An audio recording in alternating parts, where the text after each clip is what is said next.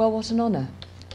I got a phone call from Martin a few months ago, and he said, we need a chat. I thought, gosh, I'm in trouble.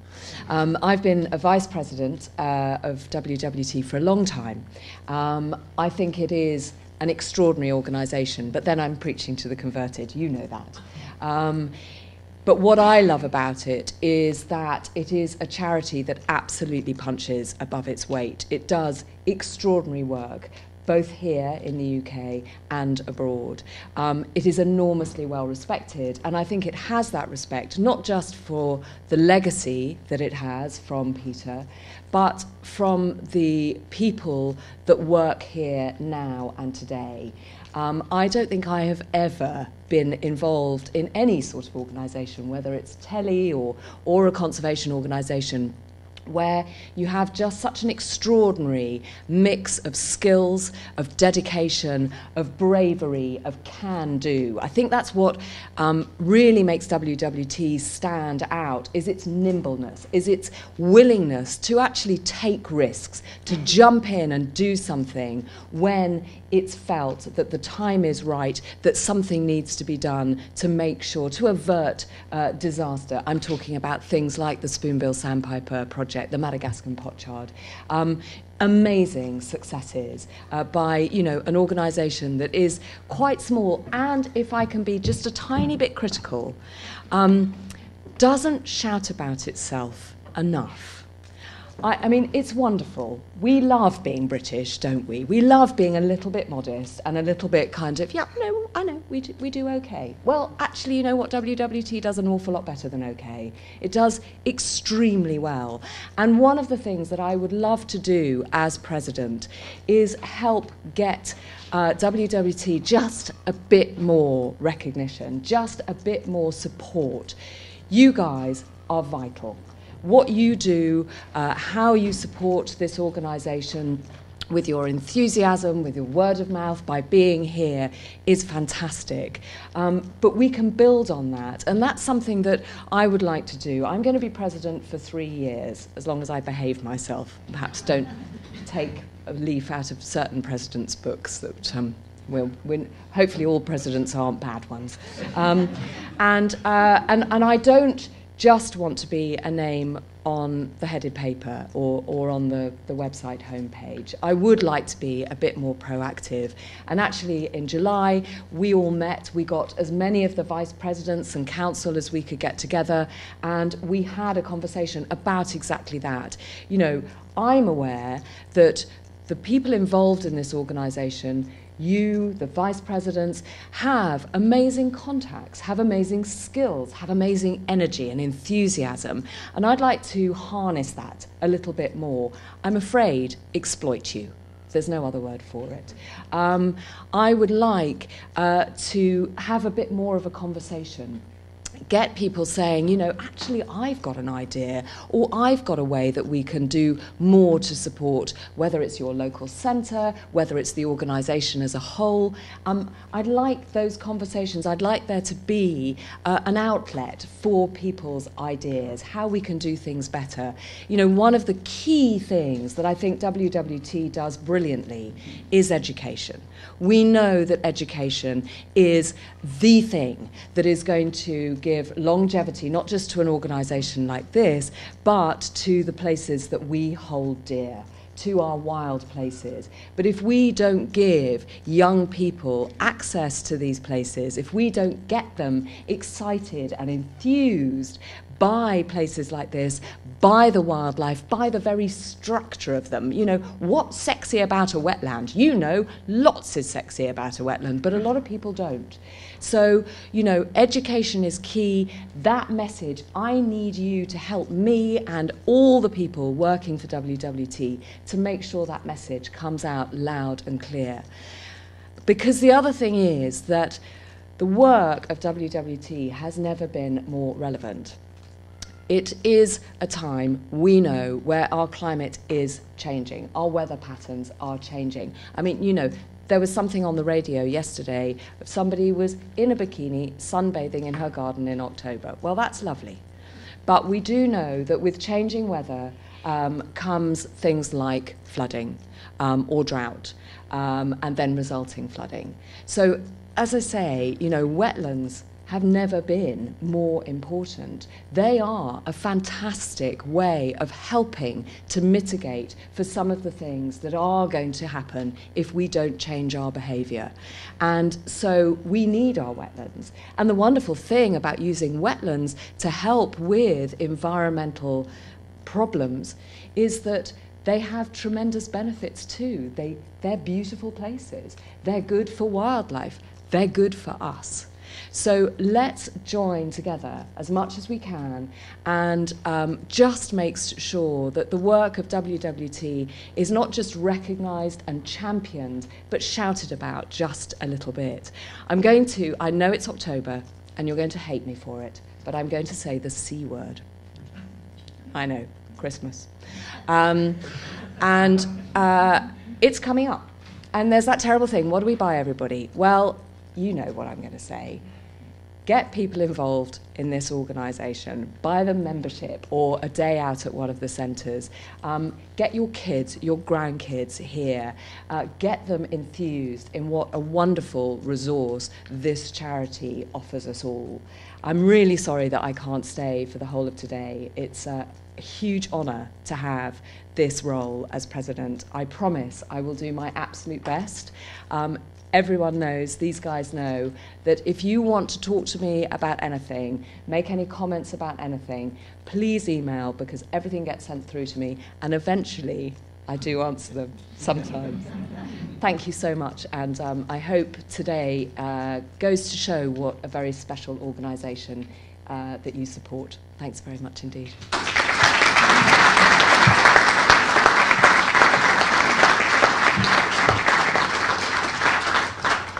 Kate, for that truly inspiring introduction to our AGM. I think it's the brightest start we've ever had to an AGM. Thanks so much for that. I'm not sure there's anything more to say.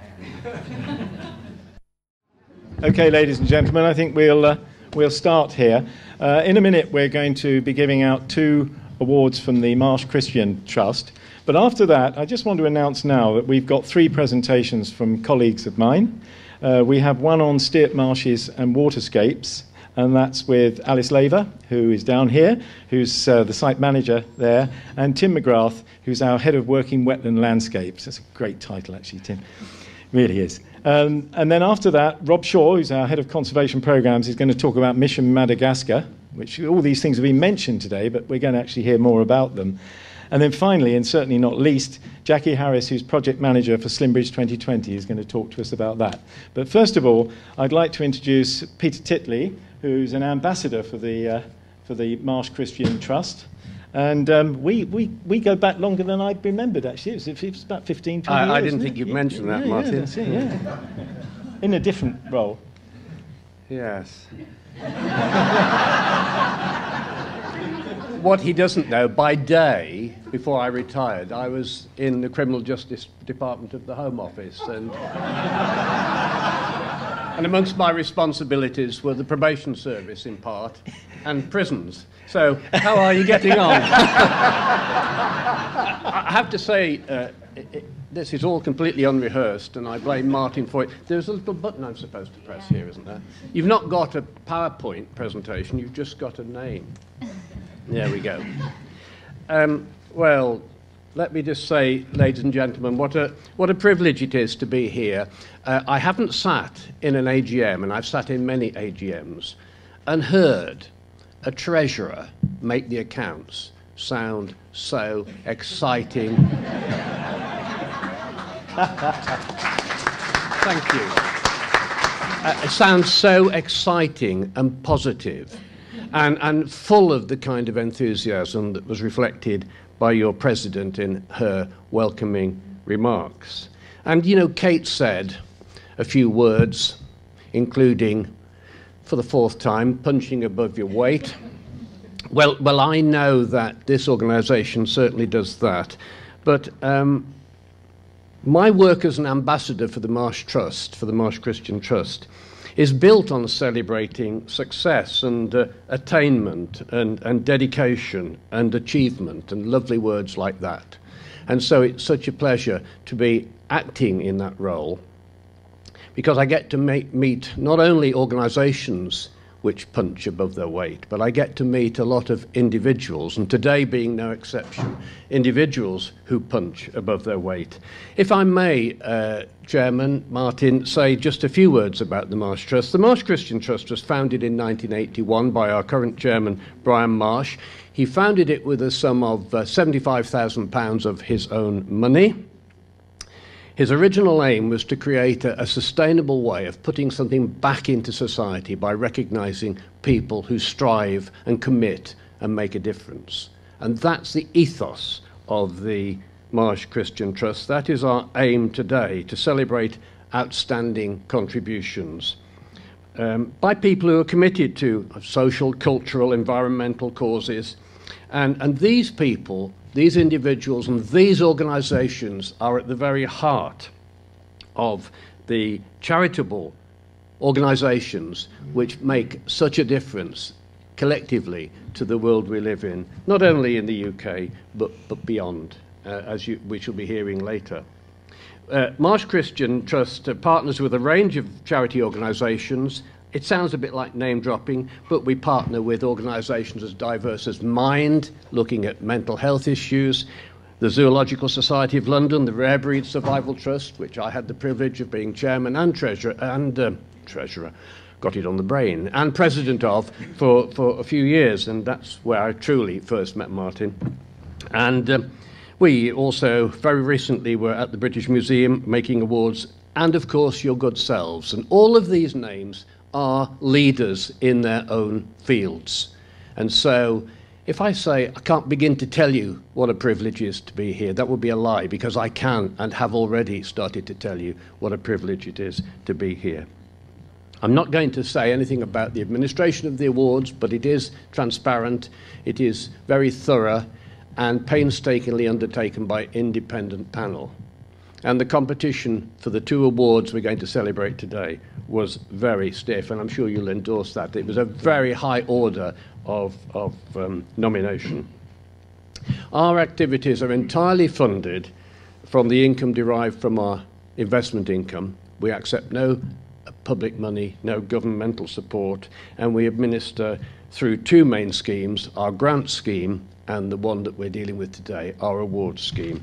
And so currently we support in the Marsh Christian Trust some 300 charities every year through our grants programme. We have a policy of making relatively modest grants to a large number of organisations.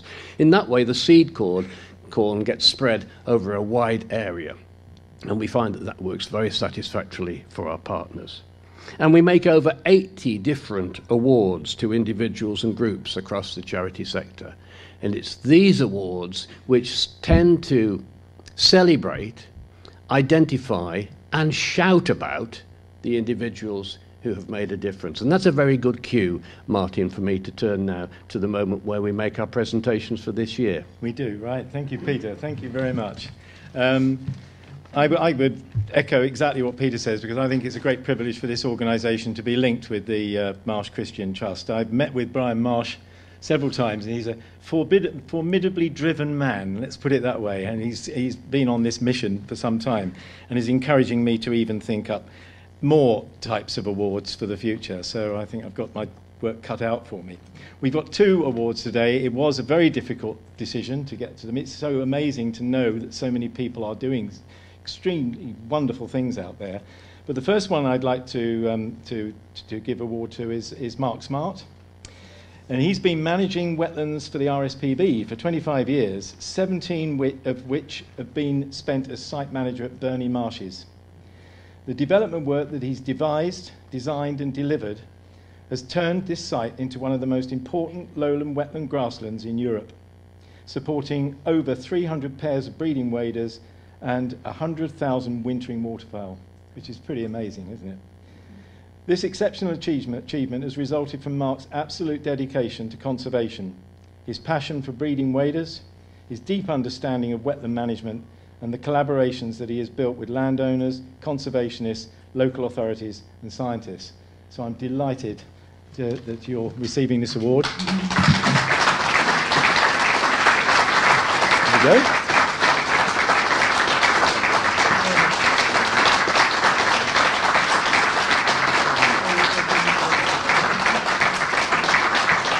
Thank you. Well, congratulations, Mark. I should just say that in this traditional plain brown envelope is something of value, which actually tangibly puts Marsh Christian's money where its mouth is, in congratulating you, Mark, on such a marvellous achievement. Very well done. Thank you very much. You want to say a few words? Yeah. So basically, thank you, Marsh Fishing Trust, for awarding me this. Obviously, this isn't my natural habitat. You have to excuse me. I'm normally up to my knees and eyeballs in mud and marsh water. Obviously, also thank you for the Wildfowl Trust for actually carrying out this. But I think there's also behind what I've been able to do, there's a whole team supporting me and giving me the time to go out and actually engage with local communities, engage with local farmers, and actually giving me the inspiration to do some of the work that we have been doing. So again, whilst I'm accepting this, it's got my name on it. I do accept this on behalf of the whole team I work with, both on the reserve but also the wider team within sort of the Conservation and Science Department and everybody else. So thank you very much. Thank you, Mark. Thank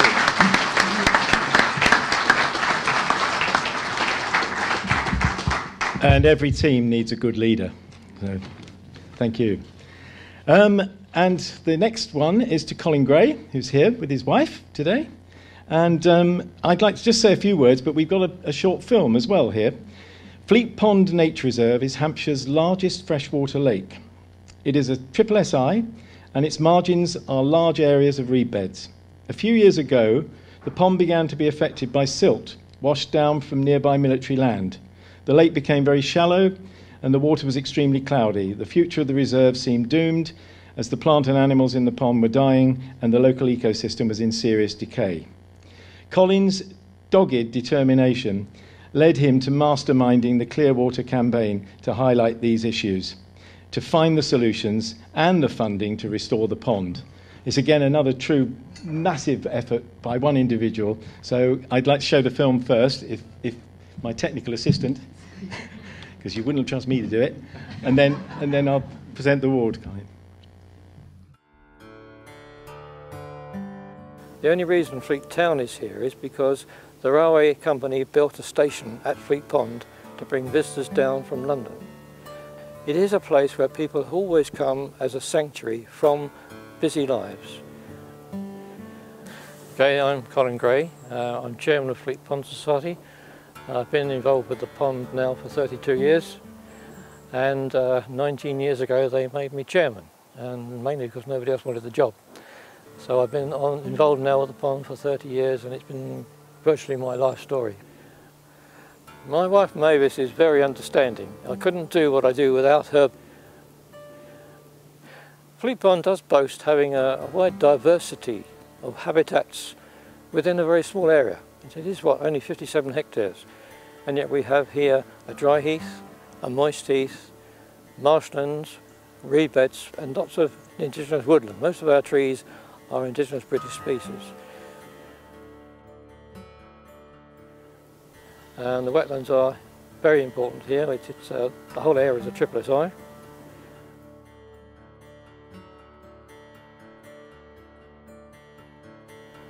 The bird life is something I first got involved with nature as a group leader back in the 70s. So I do love to see the birds that come through here.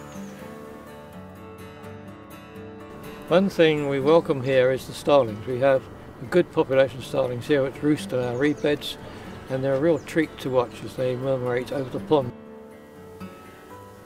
This area is my release. Most of my life I was working in an office in front of a computer. I didn't see much of the wildlife that I love.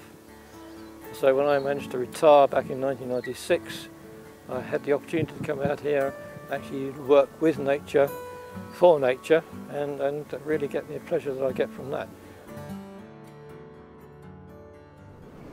Oh God, favourite birds. I don't have a favourite bird. There are too many birds on here to have a favourite. they'd feel put out if I took a favourite bird, but I do love the herons. I think the herons are great characters, and of course that's why we have the herons, our logo for the Pond Society. And you can always rely on seeing them here. And the patience and perseverance they have in hunting for food is brilliant. I think they have more patience than I ever have. I was actually astonished to receive an email from WWT to say I'd been granted this award. Totally out of the blue, nobody warned me I'd been nominated. I've no idea what they said about me, I'm sure it was all untrue, but nevertheless it's a great honour. Slimbridge I've only been to about 3 or 4 times. It's a wonderful place to go, and I really think the WWT are doing a marvellous job worldwide.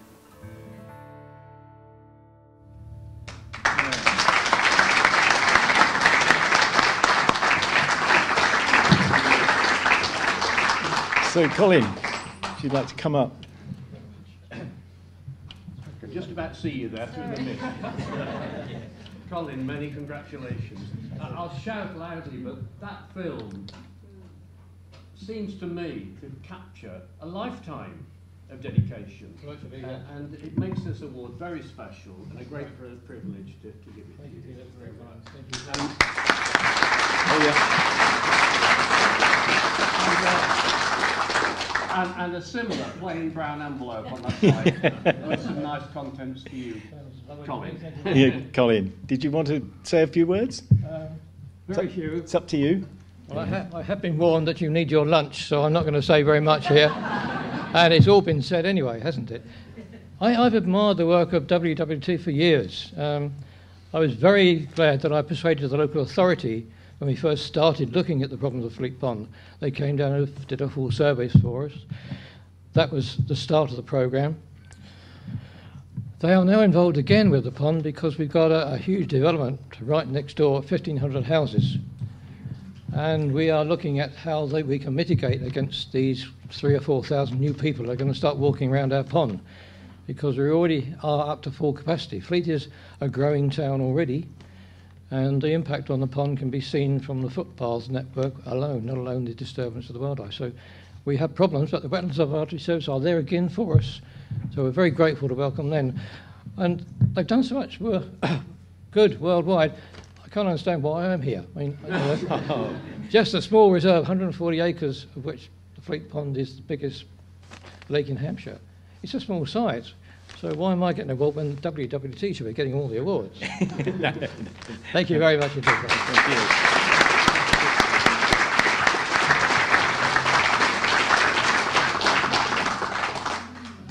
It's people like Colin and Mark that really make the difference, and there are so many people, so many dedicated people in this country doing wonderful things for our wildlife conservation. Right, that is the end of my task, I think. I'm going to hand over now to, you're going to do a double act, Tim and Alice, yes, on Stockland Marshes and waterscapes, so over to you. Good afternoon, everybody. My name's Alice Laver and I'm the site manager at Stockland Marshes. What I'm going to talk to you about today is some of the changes that we've seen happening on the ground over the last 4 years. So this was an aerial photograph taken in 2014. And this is one taken just a few weeks ago. So as you can see, there's already a really obvious visual change. So I'm going to go into a bit more detail about what that actually means on the ground. But before I do that, I thought it was really important to revisit the reason why Stockland Marshes even exists in the first place. So Stockland Marshes, this is the peninsula itself that it sits on, reaching out into the Bristol Channel, the Severn Estuary. The whole reason behind Stockland Marshes existing is habitat creation. So it's a habitat creation scheme. It's looking at climate change, rising sea levels, and habitat that's being lost. Predominantly the upper salt marsh, the Atlantic salt marsh, that's being lost through a process called coastal squeeze. So looking around the Severn Estuary itself and considering the habitat that's being lost, we need to find areas to replace the habitat that is being lost, and that is what Stockland Marshes is doing. So the Environment Agency took on the scheme. They own the site and we are managing it on their behalf. So the whole process of this habitat creation was kicked off in September 2014. So this was the last of the major groundworks being undertaken on site. So this is the old seawall that sits along the Parrot banks. a chunk of it being removed to actually open up that creek that you saw in the earlier aerials to sort of bring in the seawater and start flooding the large area. So this is an aerial taken on sort of the big spring tides. It only inundates 120 times a year, so it's only the biggest tides that you actually get views like this. But we've had 4 years of this, and what we need to know on the ground is the right habitat establishing. So the first things we need to look at is why Atlantic salt marsh, the upper salt marsh, is designated. And the main reason for that is not only the specialist salt marsh plants that it supports, but it's also the wintering birds that use those grounds for feeding.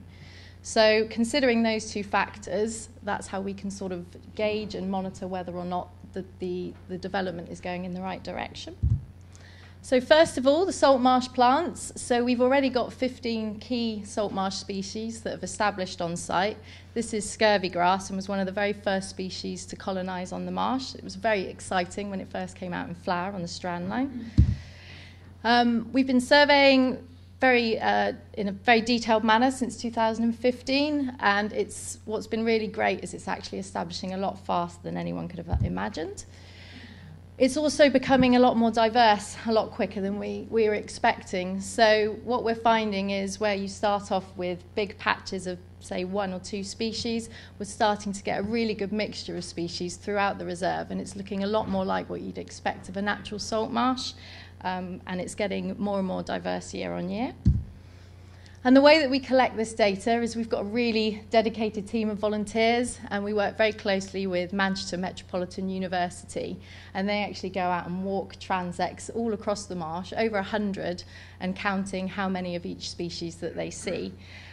We've actually trained up the volunteers, so this is going to continue for the years ahead, and so it's really valuable input.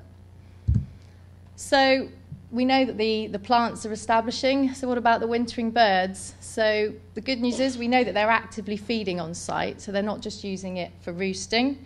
We're doing really in-depth surveys. These kicked off again in 2015, so we've got someone who's going out 3 days a week doing sector counts, and we already know through those surveys that we've got nationally important numbers of avocet, dunlin, like you can see here, ring plover, greenshank, lapwing, little egret, redshank, shelduck, and shoveler. And we also know we've had, the last winter we had over 25,000 individual birds and over 51 species. So it's definitely going in the right direction. And we've just started those surveys again, sort of the beginning of September. So I thought it would be nice also to touch on, we know that the habitat's is being created and the bird numbers are there, but we've also had some nice other bonuses. So this is another tidal area of the site. This is Hampton Marshes, and it's actually brackish. So it's regulated, which means that we actually manage the levels and we hold back water in these lagoons that were specially created. Additional funding allowed us to create these islands and put shingle on them and actually encourage breeding waders and sort of create this brackish habitat, which is valuable for a lot of different species. So, is it working? So the easy answer to that is yes.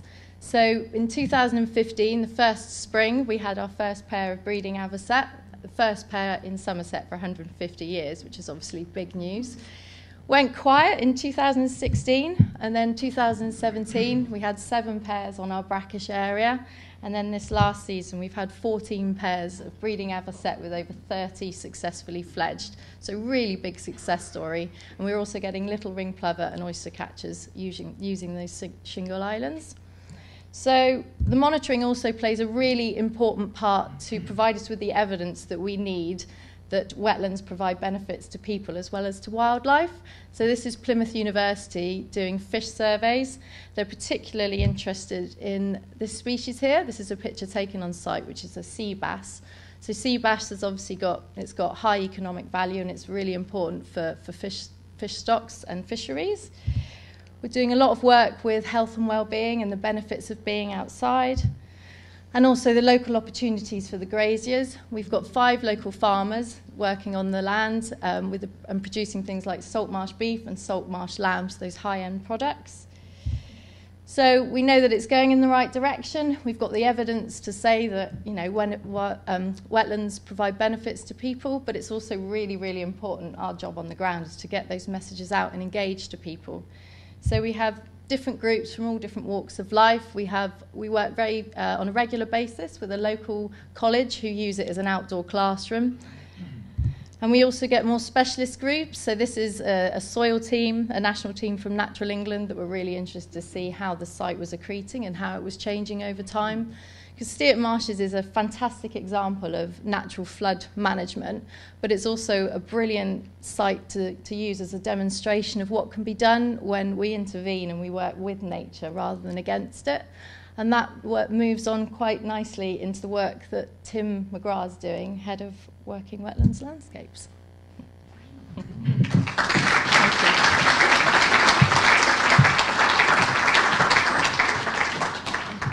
Thank you, Alice. It does remind me of seeing those fantastic videos of Hampton Marshes of the time when I sat there with Dick Best, who was one of the local residents and very, very keen, knowledgeable birder. And he looked at me quietly and said, Tim, are you sure you know what you've done?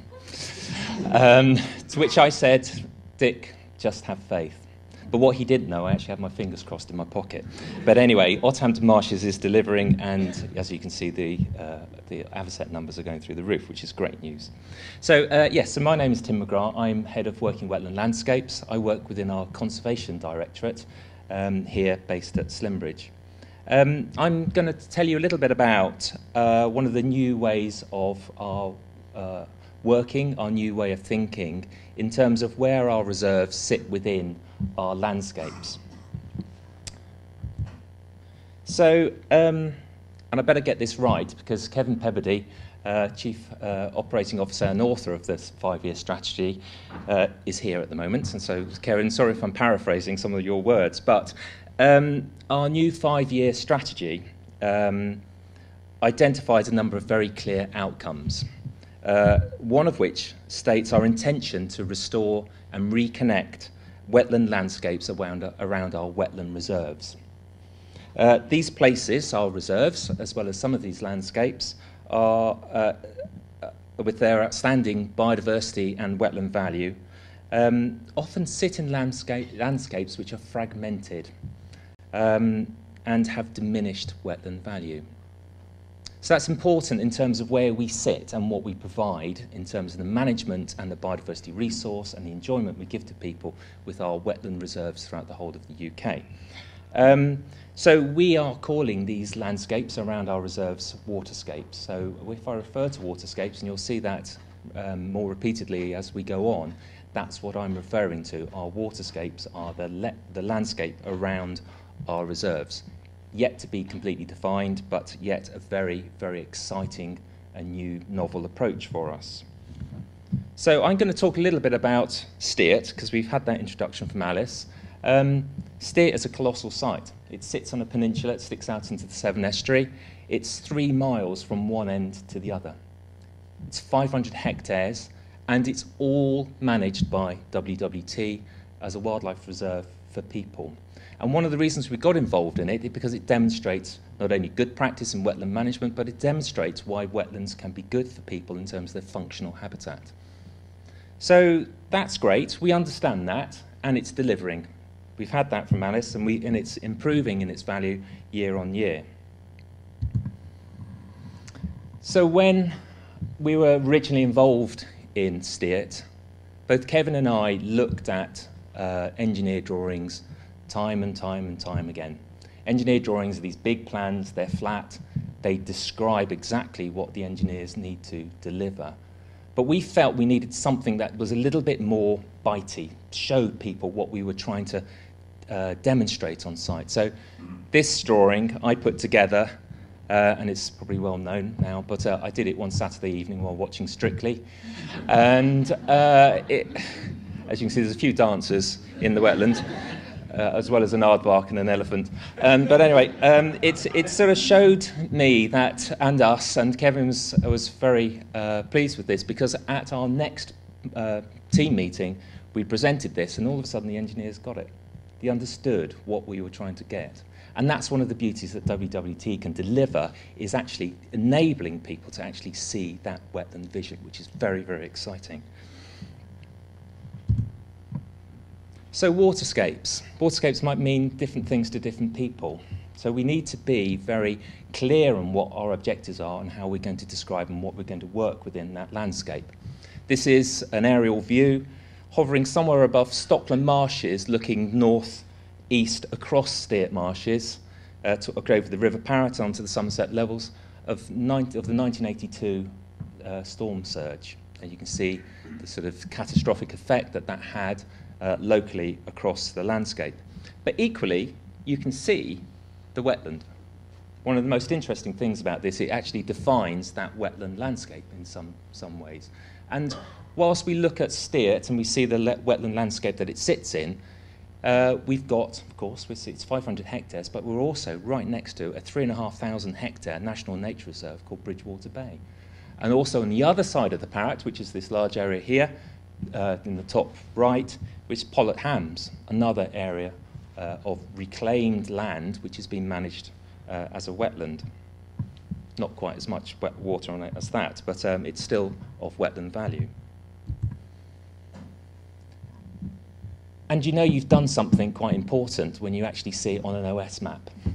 So that was quite that was quite an exciting find, as I was just trawling through some of the maps online, and actually you can see the sort of defined landscape that we've created there. You can see this, can't see the flood banks, but you can see the new footpaths, so we've got more access for people, and you can see the creek network that was put in. But actually that, 500 hectares as it is, delivering really good and exciting stuff, is just one part of that wider landscape that we're working within. When a shell duck is sitting on our site, molting happily in August, it doesn't really care that we manage it. It knows that it's a really safe and a good place to be. It knows that it's got feeding areas locally. And joining our stuff up with that is very, very important.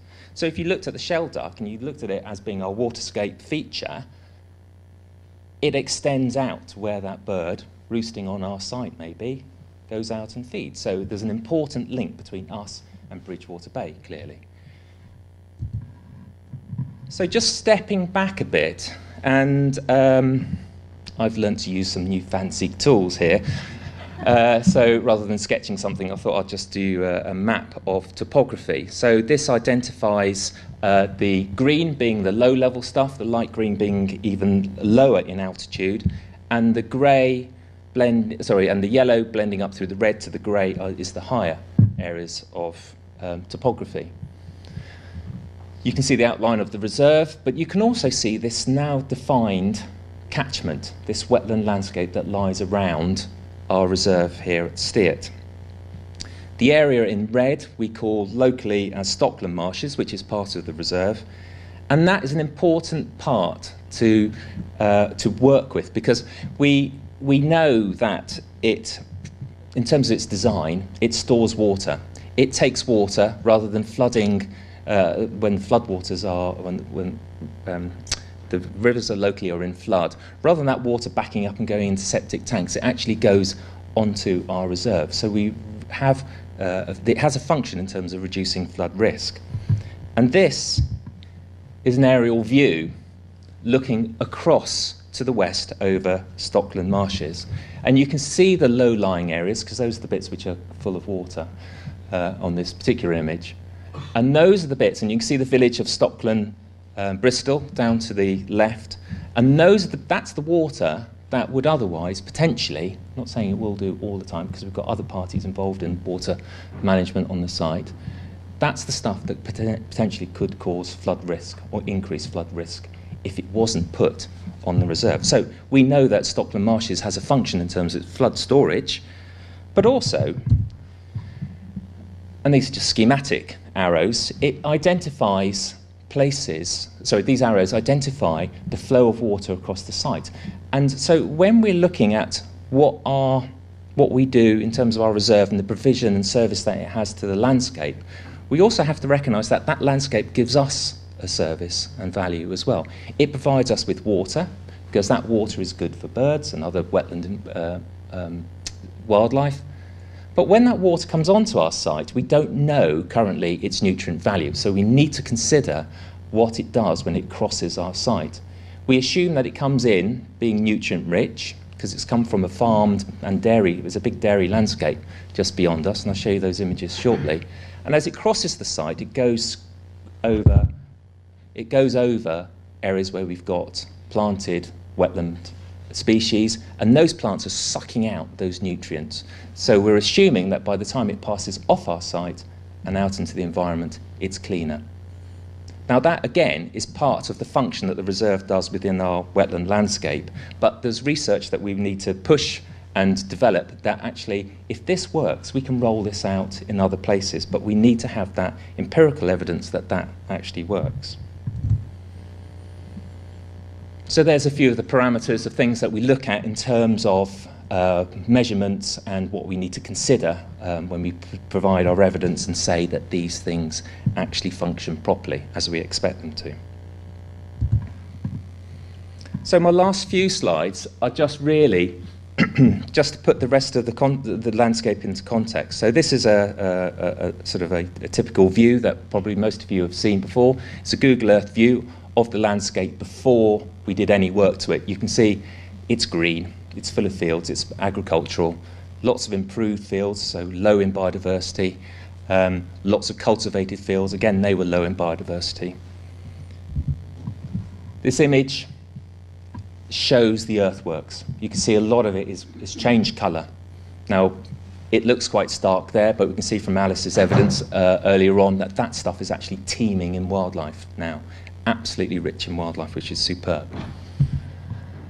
So what I've done now, I've just tilted that view away from us, so we're now looking northwest across the site. We're hovering somewhere over the Quantocks, looking down across Steart. And I've just overlaid on here, these blue lines identify the rivers which flow into Steart Marshes.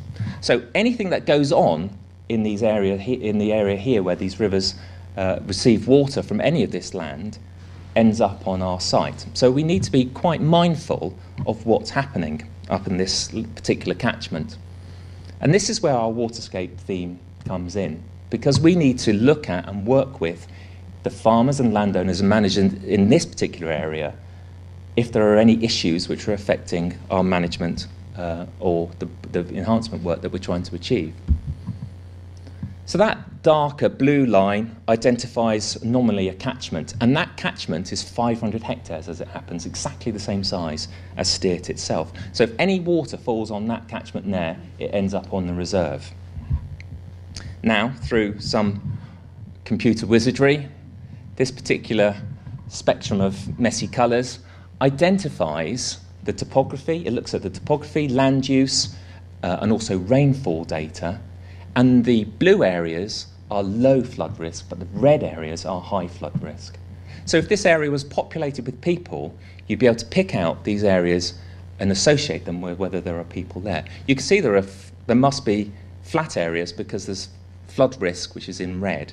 And we can look at measures which reduce that flood risk by actually trying to store water up in the landscape, and we're doing that in another project that we're working on with the Environment Agency in Somerset, which is called NFM, Natural Flood Management, which was in Waterlife, our last version of Waterlife.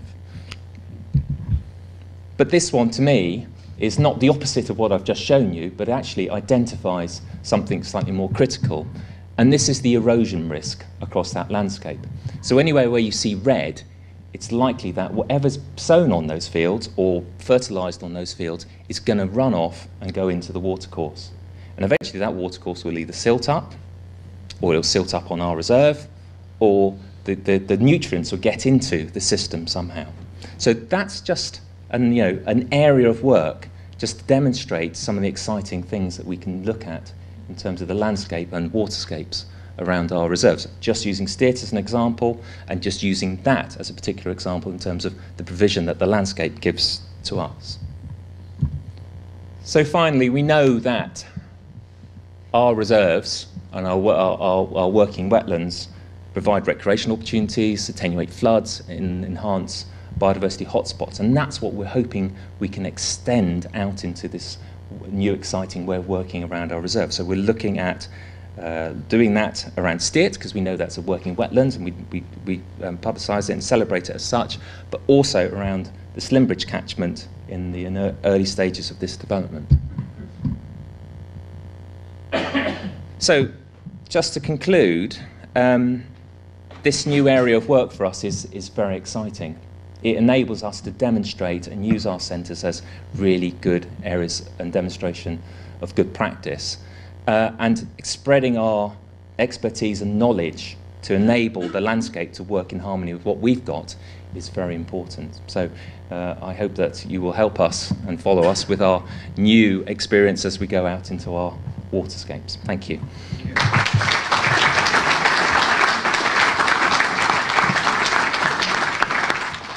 Thank you, Alice and Tim. Please don't worry, aardvark and elephant are not on our reintroduction list at the moment. We're running quite tight for time, so can we leave the idea of questions until right at the end of the three presentations? And if not, I know you can catch up with the individuals over lunch. So I'd like to really ask Rob Shaw now to come up. This is Mission Madagascar, which has been very much a mission. Rob. Thank you, Martin. So good afternoon, everybody. I appreciate you're all probably desperate for your lunch, so I'll try and rattle through this as quickly as I can, but it is a big subject to cover. The reason why it's entitled Mission Madagascar is I'm going to try to talk through everything that we do in Madagascar. I'm sure a lot of you have heard bits and pieces of the story of what we're doing there before, but perhaps you haven't seen it all stitched together to tell the whole story of what we're doing.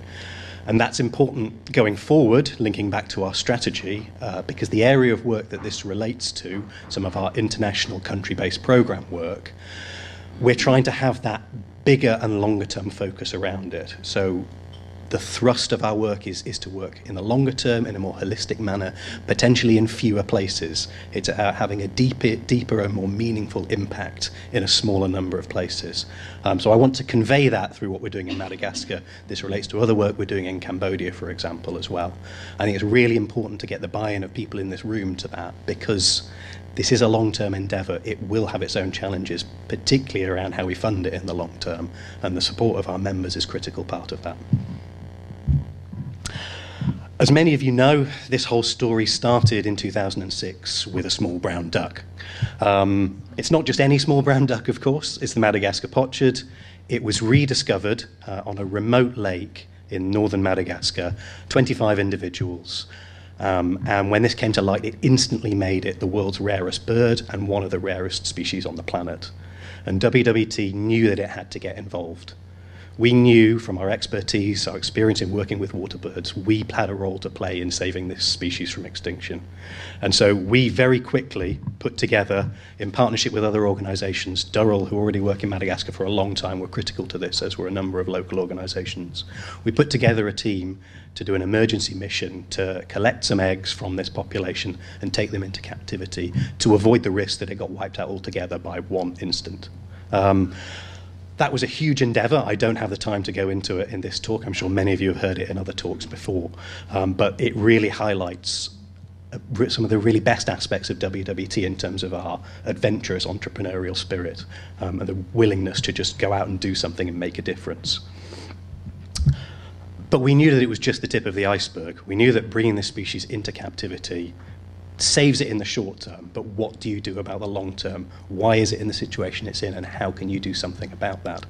So the first steps in that process were to protect the site that it was rediscovered at. So we worked with partners like the Peregrine Fund to establish protection at that site, and also set up a monitoring and research program to understand what was going on with the bird, what was its causes of decline, which would inform what we do in the future. That work has led to a number of different findings, but one of the most crucial ones links to the site itself. You can see it's a pretty pristine wetland, but it's a volcanic crater lake.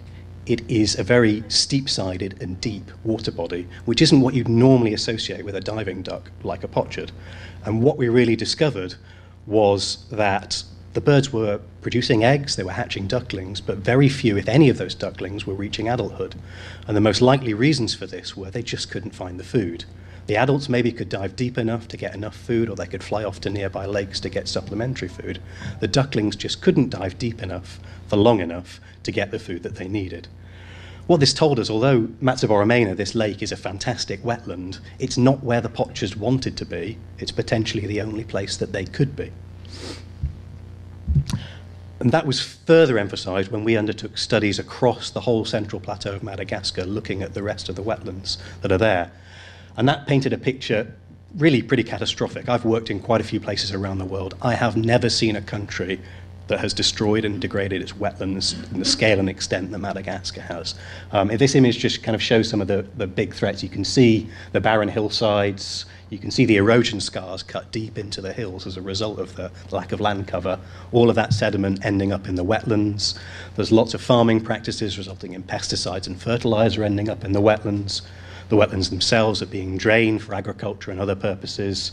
And there are invasive species. You can see some water hyacinth in this picture that are choking up the wetlands. So every sort of threat that you can imagine that wetlands typically face, they're facing in Madagascar, and they're facing at a catastrophic extent. And that's not just bad for wetland wildlife. That's really bad for a lot of the people of Madagascar as well. Madagascar is one of the poorest countries on the earth, and around 80% of the people live in rural areas and depend on natural ecosystems and the services that they provide for their lives and livelihoods.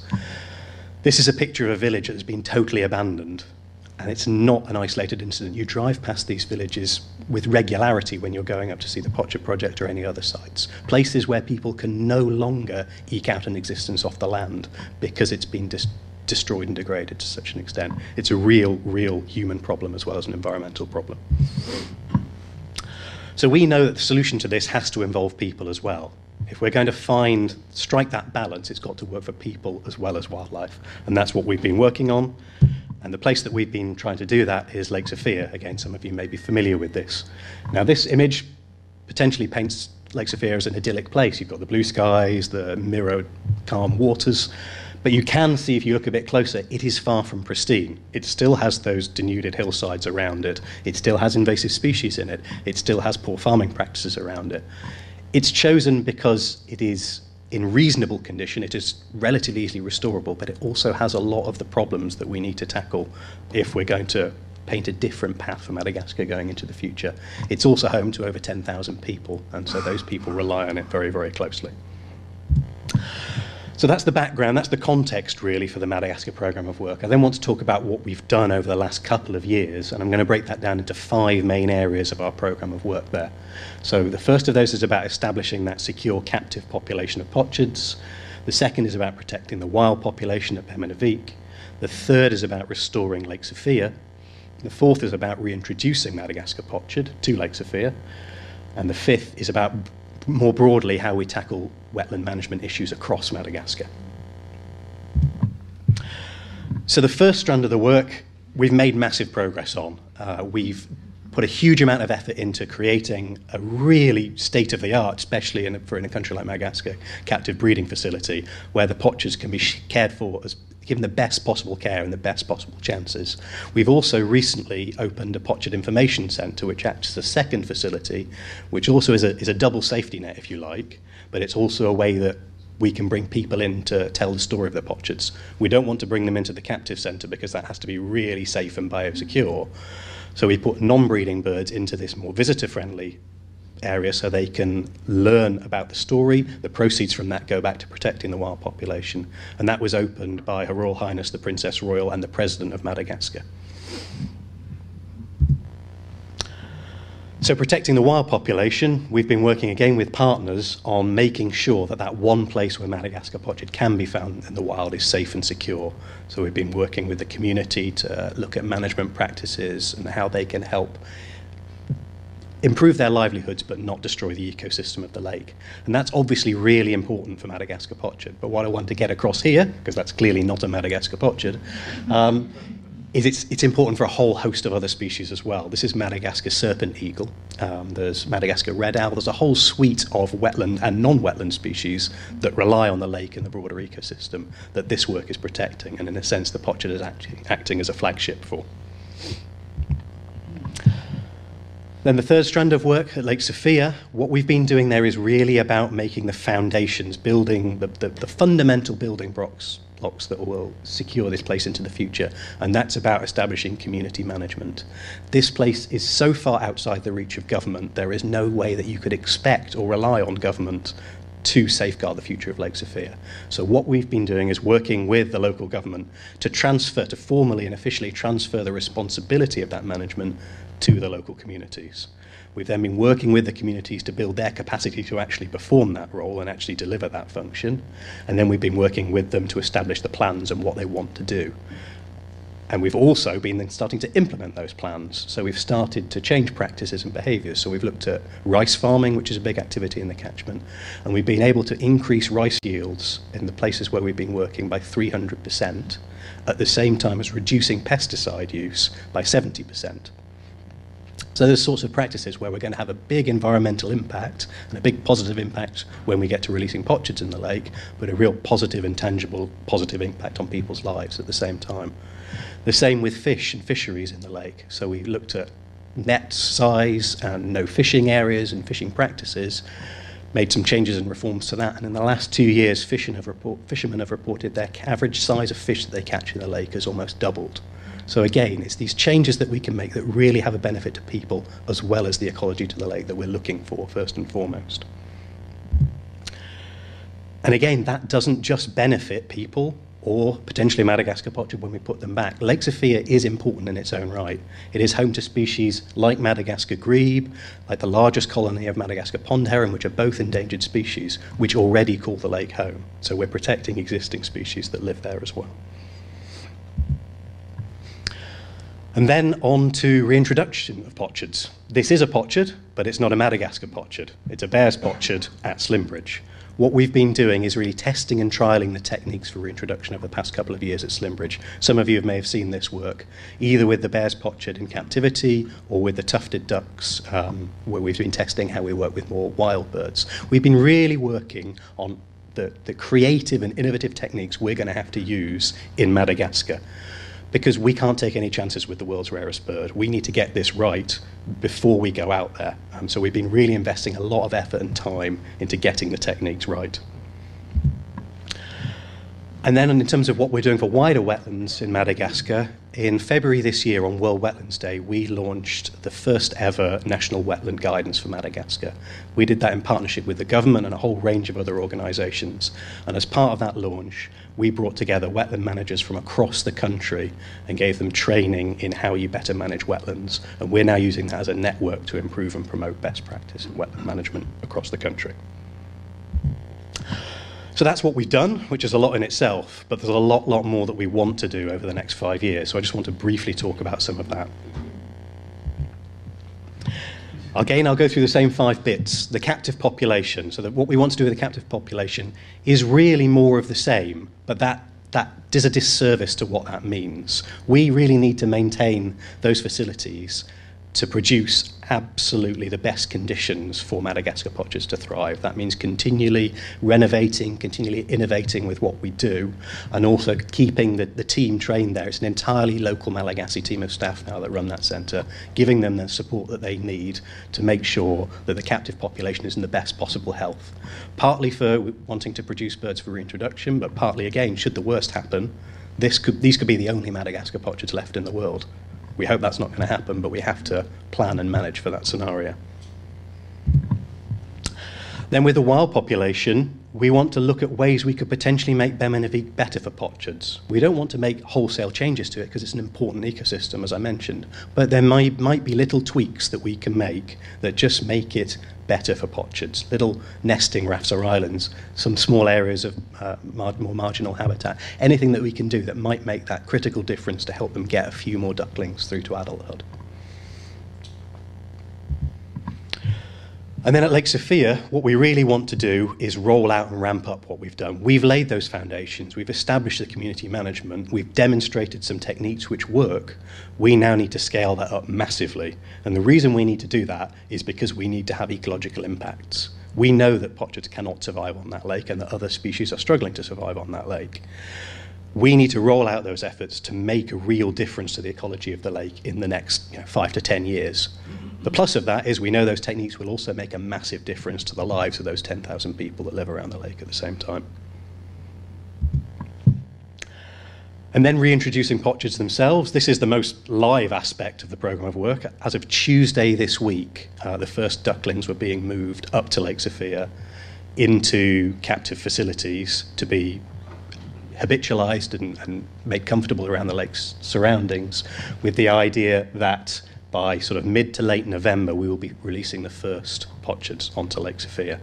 We're aiming to release around 40 birds, if we can, this year onto Lake Sofia, and then over the next 3 years a total of 100 birds. This phase of the next 3 years is very much still a testing and refining. We've done as much as we can at Slimbridge that I talked about, but now we need to really fine-tune it in country and make sure things are working as best as they can. So it's about improving our techniques. These birds will still be heavily dependent on us. We will be feeding them a lot at the lake. The next stage that comes after those 3 years is beginning to find ways to reduce that dependence. Hopefully the ecology of the lake is improving, which will help with that. And we can start to explore what are the limiting factors, what do we need to be doing more to turn them into a more wild and less managed population.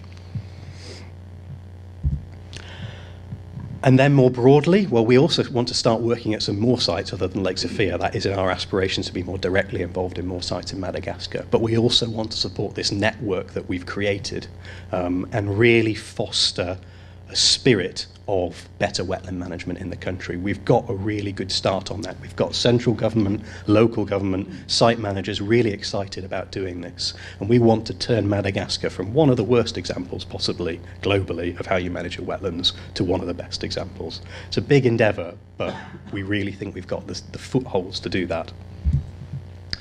And if we can, we know we'll make a massive difference to the ecology of wetlands and for wetland biodiversity in the country. But we also know we'll make a massive difference to people's lives, and not just now, but the lives of future generations in Madagascar, which is a really, really important part of the programme. I wanted to take the time, I've mentioned partners at various points throughout the talk, but I just wanted to make the point that this is a really collaborative project. WWT have played a leading role in it and a driver behind it, but we couldn't have done this on our own, and we have to pay tribute to the range of partner organisations that all play their role. Without such a broad and collaborative partnership, we wouldn't be where we are now, and we certainly wouldn't get to where we want to go to.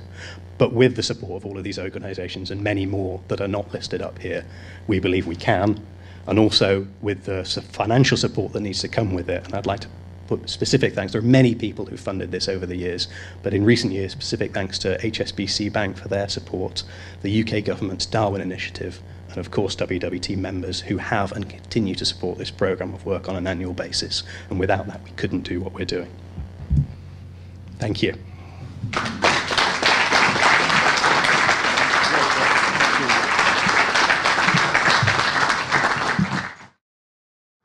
I think you can see why I mentioned earlier that this, to me, is an exemplary project. It's actually conservation dealing with the reality that's presented to us, and I think it's remarkable. Our last presentation is going to be on the Slimbridge, very exciting Slimbridge 2020 project, and Jackie Harris, our project manager. I've observed Jackie since she first came here. Actually, she came here as a project manager. She's turned into one of the most passionate advocates for Slimbridge, WWT and Peter Scott. So I shall hand over to you. Thank you, Martin. Oh, good afternoon, everybody. And I'm very conscious now that you're all racing to get to lunch, aren't you? So you've got about 15 minutes of me before that, but I hope it'll keep you interested for the next 15 minutes. And thank you to Alice, Tim and Rob, because what you've heard about are some of the most fantastic long-term projects that we've been working on over the last, well, since 2006 and 2012. What you're going to hear about now is something really quite brand new. So I'm the project manager, as Martin said, for Slimbridge 2020. This started life as the Sir Peter Scott Living Legacy project. And when I applied for the job here, that's really what got me interested. And yeah, you're absolutely right. I'm complete Scott-phile, and that's quite awkward to say because I know Daffel is in the room somewhere. So yeah, some of this is about her dad. So the project is. we're looking to build 9 new exhibits at Slimbridge. I'm hoping you've heard about some of this through Waterlife. We've been trying to get funding mostly from the Heritage Lottery Fund for about 3 years now. We've asked for a lot of money, £4 million just over from the Heritage Lottery Fund, and £1 million from other funders as well. We got the Heritage Lottery Fund and started the project in January this year after 2.5 years of preparation. And this picture, I love this picture because one of my favourite exhibits that we're planning, and it's nearly built, it's partway there now, is Arctic Adventure. Our working title was the Tundra Exhibit, but Arctic Adventure. And you can see when we were trialling some of the activities for children, it was getting dressed up and having a go at being one of our researchers out in the Arctic, because that's where Scott did a lot of the work on studying our Buicks, which are still a principal and fundamental part of the work that we do here at Slimbridge. But I'll come back to Arctic Adventure in a minute. The only words you're going to see from me today on a slide are, what's this project about? Well, it really is about celebrating the life of Sir Peter Scott. I'm 55 and I'm probably at the tail end of people who heard enough about Peter Scott for him to be in my conscious memory. People younger than me, it becomes a little bit more of a, who's that? Tell me a bit more about him. Oh yeah, I might have heard of Scott of the Antarctic. Is that a relative? So we really want to celebrate the life of this incredible man, because and this is in David Attenborough's words, not mine, he really was the patron saint of conservation. He started the modern conservation movement, and for me personally, and I know for lots of us at WWT and for our members as well, his memory has started to fade, and we've got to pull that back, because he set up so many things that are now a principal part of the way we do conservation, not just for birds, but for all species worldwide. The other thing is we want to make this Slimbridge a 21st century blueprint for how we do conservation and how we tell that story. So the things that I'm going to be learning from this project, the good stuff we'll share elsewhere across WWT. The stuff that doesn't work, we don't want to be doing that again, so that is also an important lesson. The third point there about providing a great visitor experience, we absolutely know that marketing is important, but when somebody comes to visit here and tells their mum, their nan, their sister, their neighbour, their the children, the family, what a great time they had here, that's what brings people back, and it's what brings the individuals who've already been here back time and time again and turns them into people like you, members, and members are critical to us. And the last thing there is we are a very important conservation organisation, and I think it was Peter who said that we do punch above our weight, and I know Kate Humble said that many times before, but we can't do conservation on our own. We can only do that if the people who come here start to do some of that for themselves. So we want people to leave with a sense of what they can do, no matter how big or how small, but something that can improve wetlands for everybody forever. So I'm going to take you through the 9 exhibits. This is our sketch of the Tundra exhibit. We've already got a new Tundra landscape is forming. We've built kettle ponds out on site. On Monday, we've got a Tundra hut arriving. And the whole reason for us developing a very specific Arctic adventure exhibit is to really engage our visitors in the work that we do when we're out in Tundra locations across obviously the north of the globe, really doing that conservation work and telling them what that is. So for me, one of everybody here hears me say about this all the time, my favourite thing at this exhibit will be poo analysis. We are going to have families and schools actually looking at some of the poo that we collect from a whole range of species and understanding what that tells us about the health of the birds, what they eat, where they eat, what seeds and insects were available when they needed to eat, whether they're doing well, whether they're struggling, what the production of grasslands is like. It tells us so much. But you wouldn't know that unless we tell that story. So actually looking at real bird poo, promise you it's washed in alcohol and it looks very lovely, but actually giving children and adults a chance to look at that is a wonderful part of the stuff that we're going to be doing at Arctic Adventure. The other one for me that I love is we're going to be showing people how we track birds, and that won't just be saying this is how we do it on a computer screen. We're going to be dropping a tracking device into a willing volunteer's pocket, and they will be tracked around sites so that families and schools can see how we use that information, how we collect it, but also what it tells us. You know, is a bird, when we do track our birds and we can see whether they've stopped, whether they're in sea, whether they're drifting around in a current, whether they've had to walk, it tells us so much about the struggle that they have during their migrations, and we'll be able to share that as well. So this particular activity will be opening Easter next year, but we'll be trialling it through the winter. So if you're around, you might just find yourself involved in a trial if you're up for it. The Holden Tower is this is one of Scott's own inventions. The Holden Tower has been around for over 30 years now. A really important location to see all of that wildlife that's on our reserve, right down on the River Severn estuary and on the tack piece. But the tower is pretty life expired now, and it was built to really look at the estuary side, to see the white-fronted geese when they arrive through the winter migration. When Scott first started coming here, we had about 7,500 white-fronted geese came to Slimmeridge. I think last year we had 126. So this is about global warming, really, because I understand the populations are okay, but they stay in northern Netherlands, northern Holland, rather than making that extra energetic journey across the channel to come to us. So the whole current tower is sort of facing across the estuary. What we do know, though, is when Peter Scott was here, to see waders out on the tack piece was quite unusual. In fact, he would make an extra effort to record, 6 waders or 12 waders. We have thousands, I mean literally thousands out there now. So the new tower will be slightly skewed so that it takes in more of a view of the tack piece. The wonderful things for me personally, we'll have a fully disabled accessible lift, so everybody can enjoy that avian Serengeti, which is Scott's own description of what the riverbank is like in the area around there. And the other thing is that it will have an open top viewing platform. Typically WWT, it's the scary thing to do, because to have people on an open top platform with potential for all the arms waving and isn't it funny scaring the birds, we're making sure we do that really well, so that we've got a frosted glass, but you can see through that frosting to see the birds, but they can't see you. So this is new territory for us, but we think it's a really good way to engage people and relate them to those birds in a more engaging way. And of course, when the waders go up in those great big dark clouds, instead of in the current Holden Tower, got your binoculars and all you see is the roof, you'll be able to see them go over. So we're really looking forward to that. And that will be built it'll be ready for next September for winter 2019. One of the big things on site is we're building an open wetland theatre, and on the back of that will be a netted aviary, a really big netted aviary. But the theatre site is where we're going to be doing bird demonstrations.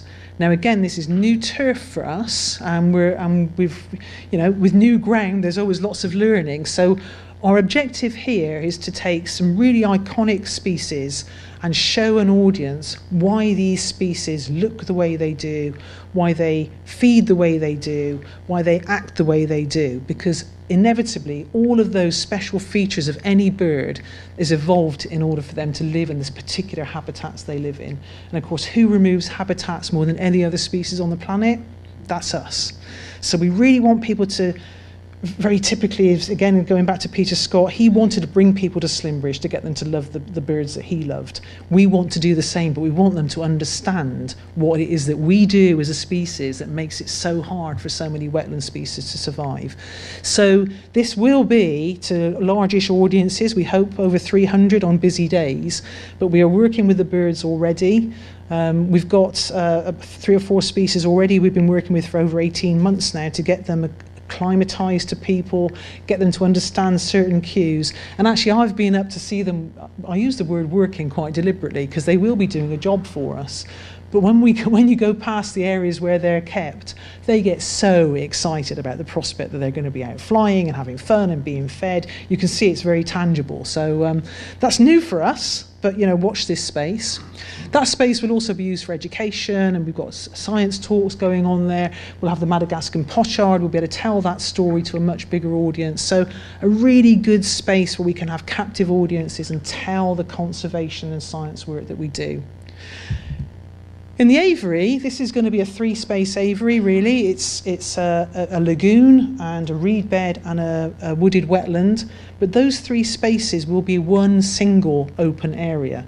So the trick is to do 3 different landscapes designed in one aviary, and we just hope the birds understand the bit that they're supposed to stay in. So you know, if it's really good for oyster catchers down there, we don't want them in a tree up at the wooded wetland area, but we'll see. Something when I first started here that I heard over and over again was, oh, that diving ducky, that'll never happen. Every time WWT puts in the plan to have a diving duck tank, it gets cut because we run out of money. Guess what? We're going to build this. So we will have a diving duck tank and people will be able to see how birds feed underwater. And that's going to be amazing. We've done it on like temporary scales before, but this is the real McCoy. Mission Possible, this started life as our conservation breeding exhibit, and it really is about Mission Possible. One of the things I love about this organisation is, for most places I've ever worked before, it's like, oh, that's really hard. Right, we'll do something else then. The amazing thing about here is, oh, that's really hard. How are we going to do that then? It's a very different approach, and Mission Possible is about making what seems like the impossible in terms of a conservation target objective into the possible. Peter Scott saved the nene from extinction. I think that's pretty well established. I know there were lots of people who supported him, but he was the one who started that work. This exhibit will display the nenes in a mock Hawaiian landscape, complete with lava flow and golf courses, because actually the best place for nenes to feed today in Hawaii are on golf courses, because that's where the best grass is, and we know that, you know, geese like to graze. So we start this story with that mission, which seemed impossible but became possible. But in the golf clubhouse that you can see in the background on that picture, what we're also going to be doing is building a duckery to explain how Scott and us today raise birds from, you know, egg, candling, hatching, right the way through to ducklings and goslings, and as they get older, on, you know, letting them outside onto Arnie tanks outside. So we can tell the story of how we go from, you know, the idea of breeding birds up to actually getting birds that we can survive. The other part of that exhibit will be telling some of the stories that Rob's discussed. There'll be the Madagascar pochard story in there, and we're hoping to get the spoon-billed sandpiper on display there. Now, if you've read anything in water life over the last 3 years, I know you would have heard about the spoon-billed sandpiper. It's the rarest wader on the planet. We have 20 at Slimbridge through an international agreement that we're allowed to breed them here. We've worked really hard to do that. We had a successful hatching this year. The chick died, but we know so much more now about breeding these birds. We're confident, in spite of setbacks, that we can do it. But we've got permission now from our international partners to put them on show here. That will be absolutely incredible. I kind of sometimes want to say it's like our panda. For us, it's that important.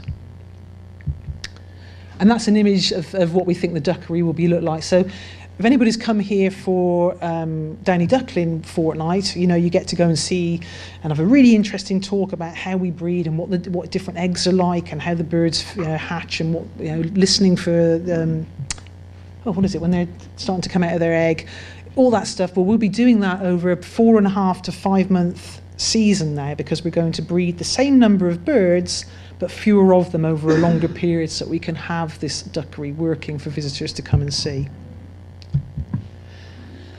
This is our Connect and Create exhibit. So this is where we tell the story of the interrelationship between people and wildfowl.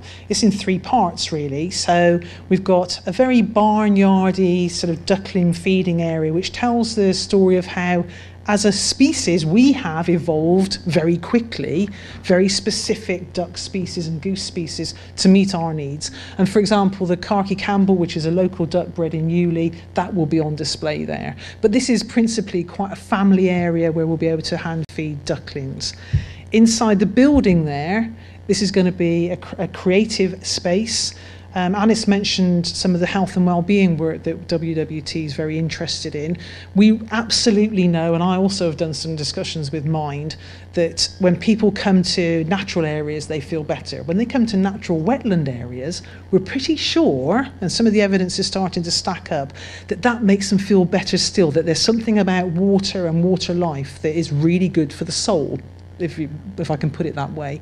So actually doing some crafty stuff, which is also a big thing we know is good for mental health, to do that in this environment is going to be amazing. But of course it's amazing for families as well, and in there we will have some of Scott's art. We'll have stuff right from the ducks, the geese that appear on some of the Egyptian tombs, right up to Jemima Puddle Duck. It's a long story of how we've always seemed to go to wildlife, and particularly to wildfowl, for some part of our heritage story. And then last bit of this exhibit, we're going to build an eider farm. So those of you who love Wade Ashore, hold your breath, because Wade Ashore, the birds from there are going to be going into the main aviary, which will be part of that Living Wetland Theatre. The centre manager here calls that aviary Wade Ashore on steroids, so you get an idea of how much bigger it's going to be. But where Wade Ashore is at the moment, that will be an eider farm. We have eiders on site. This is a fabulous way to tell that story, the Icelandic story of how if you nurture their wild existence in making their wildlife easier, then they actually start to provide a resource for us, which is obviously the down that they're farmed for. Peter Scott came here for a visit in 1945. It's straight after the war. He knew he wanted to set up a wildfowl trust. And actually the reason for that only became apparent to me about 18 months ago. After the war, there were very few ducks and geese around. If you think about when there's not much meat around, you're going to take whatever's got a really plump, fat breast and it's going to be eaten. And there were very, very few birds around. So he recognised it's a really important time to start focusing on regenerating those small populations that were left. He came here thinking this might be one of the places he'd pick. And on the day he came here, he saw 2 lesser white-fronted geese here. That might not sound very important, except that he'd seen the 2nd and 3rd sightings ever in this country of that particular bird. The first sighting was in 1886, so it's not one that crops up a lot. It was a bit of a defining factor in choosing this site for his wildfowl trust. What we're going to do is we do have the lesser white-fronted geese in our collection. We're going to have some there, and we're going to challenge people who come here to see if they can spot that little bird. Sorry, it's a slightly small goose in a population of other geese and swans. The trick to it is the only difference between it and the main white-fronted goose is it's got a little golden eye. Hard thing to spot with a set of binoculars. Very hard thing to spot when there are 7,500 of the other main bird here, and that's what Scott managed to do. I'm getting towards the end now, so one of the things that's happening right now is we're doing up the duck decoy and the decoyman's hut. This tells the story of how we, Scott came here in 1945, 1946 and realised that the duck decoy was a really good way of catching ducks for research. If you don't know how the decoy works, I won't go into it right now, but come back at the end of November and see it in operation. We'll be running more demonstrations with it after that period than we've ever done before. But essentially it was built to catch geese for the table at Berkeley Castle. Scott realises you can still catch these ducks, and I can ring them, weigh them, measure them, monitor them, and when one dies or gets caught somewhere else, the details from that ring information tells us so much about their migration routes. Really important piece of heritage on site, but a really important part of Peter Scott's story here. I said that this is a fairly new project and we haven't been actually building stuff for very long. But you know what? I had to show you this because there's something really great about seeing the image you thought it might look like and then when it's built. So this is the Goose House. It's out on the Severn Estuary. The Severn Estuary walkway will shut next week, I think, because it's not open through the winter when all the migrating birds come. But it was a really warm, fuzzy feeling to get it opened and realise it looked pretty much as we expected it to. So it was a shooting lodge. It's been built in completely traditional style and manner, and that will be properly open once in 2020 when the full new walkway opens. But people will be able to see that during periods when the walkway's open next year. And the other thing that we've got on site is, anybody remember the ambulance? You know, it's so tricky talking about the ambulance. People love that ambulance. I hated that ambulance. So the ambulance is gone. I'm really sorry for those of you who might feel the need to mourn its demise. But in its place, we dreamed that we would have a shepherd's hut. and it arrived 2 weeks ago. And you know what? It's just a thing of beauty, but inside it there's really lovely interpretation as well to tell people the story of what's going on in front of them, not just about the birds, but actually that incredible Severn estuary. And you know, the whole reason why Slimbridge is amazing is because of that high and low tide and all that beautiful mud and you know, the birds that come here to eat. And you know what? You know, for me, I love the Tundra, but if I'm honest, Scott House is such a special, special place. We will be opening the 4 main rooms downstairs to the public. We've got, if you've been past and looked at the Rushy from any of from the Peng, or if you've been around at all in the last few weeks, you'd have seen we've had the roof off, the windows out. It has been looking bit scary, but the roof is on, the windows started going in, new windows started going in on Monday a couple of days ago. But this space is where so much in the world of conservation happened.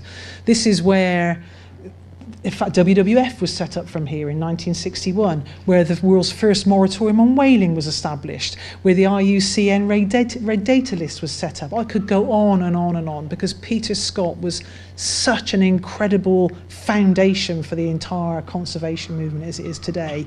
For me, this was, I suppose, my first draw here, was the chance to do this. But actually, of course, you can't be here without loving everything else about WWT and the work it does. But for HLF, the Heritage Lottery Fund, this is their crowning glory. They saw this space and fell in love with it and knew, just like us, that we had to use this space to tell our wider story. And as I said right at the beginning, to bring Peter Scott back into living memory. So thank you very much.